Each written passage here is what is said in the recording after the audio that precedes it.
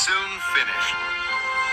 It had shining windows, gleaming doors, and a big, tall control tower. And the runway was long and smooth. The engines were very proud and very excited. The first airplane was on its way.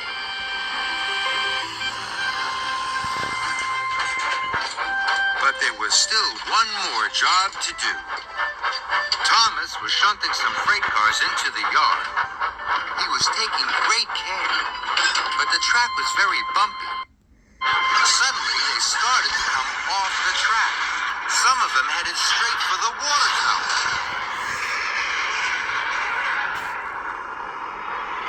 The water tower creaked and wobbled. Then it started to tip. The water tower crashed down across the runway. Luckily, no one was hurt.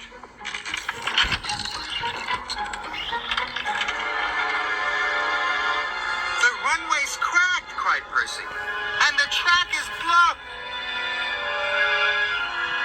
The airport manager inspected the runway. Unless it can be repaired, the airplane will have to go back, he said. Just a steamy to mess things up, wailed Diesel. The Diesels were very cross. They had put up with stinky steam engines all day. Now Thomas had ruined everything. The steamies were cross too.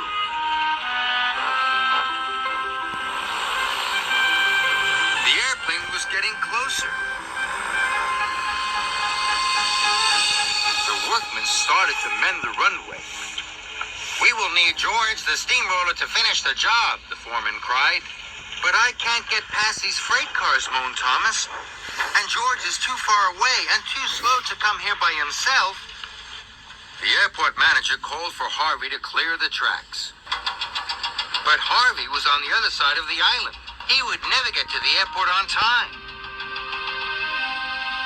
Thomas thought it was all his fault. Now I'll never see an airplane, moaned Percy. Thomas suddenly had an idea, and he puffed quickly away.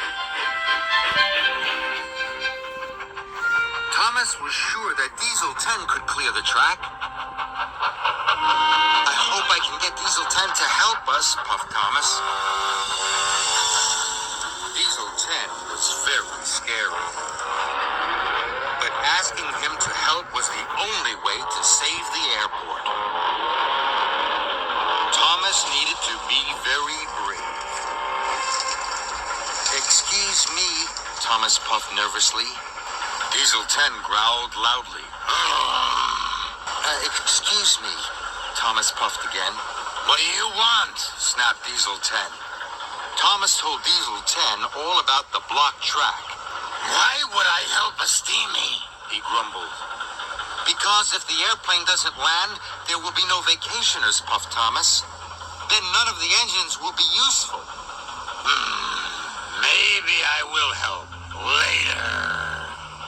But we need your help now, puffed Thomas, or all of the engines will have worked for nothing. You'll be the most useful engine of all, Thomas added. All right, snarled Diesel 10. I will help.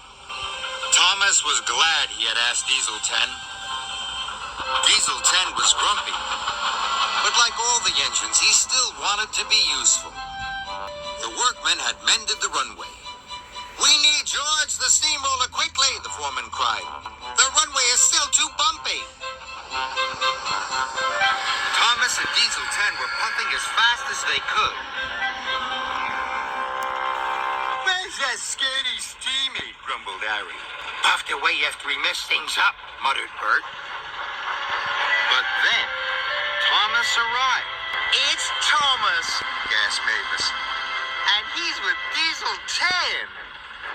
Harry and Bert couldn't believe what they were seeing. Not so scary after all, puffed Percy. Before long, Diesel 10 was busy clearing wreckage into the waiting freight cars.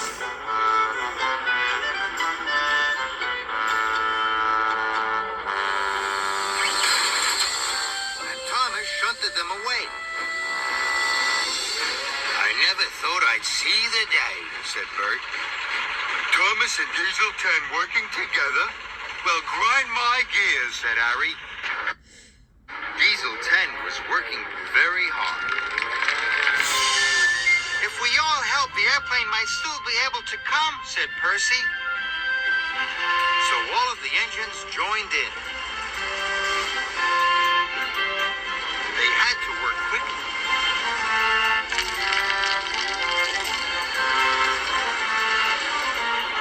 The Diesels forgot how stinky the Steamies were. Steamies forgot how dirty the Diesels were. As soon as the tracks were cleared, Thomas raced off to get George the steamroller. George was waiting on a low loader.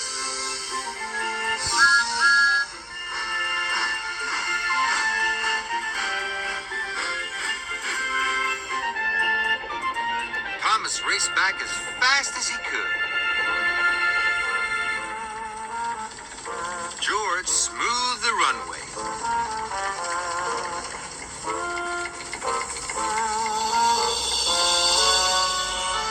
Suddenly, there was a familiar sound. It was Harold the helicopter, and it brought Sir Topham Hatt. The airport looks wonderful, guys, said Harold. The airplane will soon be here, said Sir Topham Hatt. All the engines were very excited. Working with Diesels was fun after all, said Thomas. And working with Steamies wasn't bad either, said Diesel. They all knew that Steamies and Diesels are different. But they both like to pull freight cars and coaches.